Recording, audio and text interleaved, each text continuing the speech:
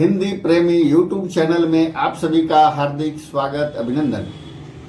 आज के इस कड़ी में हम सभी रश्मि रथी पुस्तक से प्रथम सर्ग का भावार्थ को जानने वाले हैं। रश्मि रथी पुस्तक रामधारी सिंह दिनकर जी का वीर रस से भरा हुआ यह पाठ्य पुस्तक है।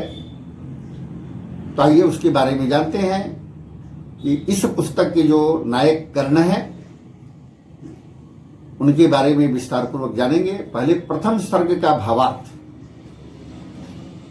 कौरव और पांडव जब शिक्षा ग्रहण कर रहे थे तो शिक्षा ग्रहण करने के लिए उन्हें गुरु द्रोणाचार्य को गुरु के रूप में नियुक्त किया गया था और इन्होंने बखूबी शिक्षा दिया। और जब शिक्षा पूर्ण हुई तो सार्वजनिक उनके रण कौशल का प्रदर्शन करने के लिए जनता के समक्ष एक कार्यक्रम आयोजन किया गया। और इसी कार्यक्रम में अचानक कर्ण का प्रकटीकरण होता है और उस दिन अर्जुन का प्रशंसा, रण कौशल का प्रशंसा, शस्त्र विद्या का, धनुर्विद्या का संचालन का जो दिन भर कार्यक्रम चलता रहा था उसमें अर्जुन ही छाए हुए थे। तो इसलिए बहुत ज्यादा प्रशंसा अर्जुन का ही हो रहा था। तो कर्ण ने सीधे अर्जुन को ही चुनौती दे डाला। लड़ने भिड़ने की बात जैसे ही आई तो वहां पर मोर्चा कृपाचार्य ने संभाले और कहा कि भाई ऐसे ही अर्जुन थोड़े ना किसी से भी लड़ लेता है। पहले तो कर्ण को अपनी जाति बताना होगा, वह राजपुत्र है भी या नहीं है, और तभी जाकर के अर्जुन लड़ेगा, नहीं तो ऐसे ही लड़ करके उसे सम्मान क्यों देगा। और ऐसे स्थिति में जो अर्जुन से प्रारंभ से ही द्वेषता रखता था दुर्योधन, उसने अपना सिर का मुकुट उतार कर करके कर्ण के माथे पर पहनाते हुए अंग देश का राजा घोषित किया कि मैं एक राज इन्हें देता हूं, अंग देश का राजा इन्हें घोषित करता हूं। अब तो ये राज कुमार के रूप में लड़ सकते हैं। तो इतना कहना था कि वहां जय अंगेश गूंजने लगा और कर्ण ने अपनी प्रतिभा को प्रकट करने लगा। चारों ओर उनकी धनवा का टंकार जो है, धनुष का टंकार जो है गूंजने लगा। परंतु इन्होंने लड़ने का अनुमति कृपाचार्य ने नहीं दिया।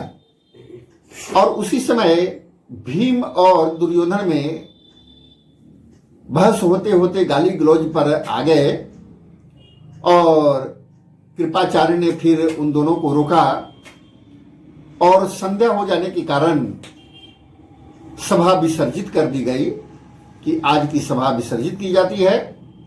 और ऐसे परिस्थिति में जब सब अपने अपने घर जाने लगे तो द्रोणाचार्य अर्जुन से कहते हैं कि मैंने तो एक छत्र धनुर्धर के रूप में रखने के लिए तुम्हें एकलव्य का अंगूठा भी दान में मांग लिया था, परंतु कर्ण तो तुम्हारा बैरी हो गया और यह तुम्हारा प्रतिबल होगा। अब इसके साथ मैं क्या करूं यह सोच रहा हूं। और उसी समय उन्होंने घोषणा किया कि मैं यह घोषणा करता हूं कि मैं कभी इसे कर्ण को अपना शिष्य नहीं बनाऊंगा।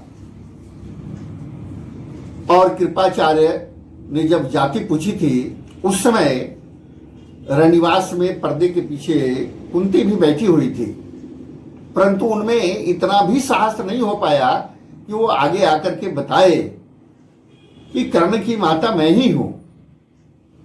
और इस शोक के कारण वह मूर्छित हो गई थी, गिर गई थी। और इतनी भी साहस नहीं बची थी कि जब रथ तक जाने की भी बात आई थी इनके पांव डगमगा रहे थे। तो इस तरह से प्रथम सर्ग में भावार्थ के रूप में है। आगे की कड़ी में हम सभी पाठ के रूप में इसे जानेंगे। और सातों सर्ग को पहले भावार्थ फिर पाठ के रूप में जानेंगे। तो आज के लिए इतना ही। बहुत बहुत धन्यवाद, आभार।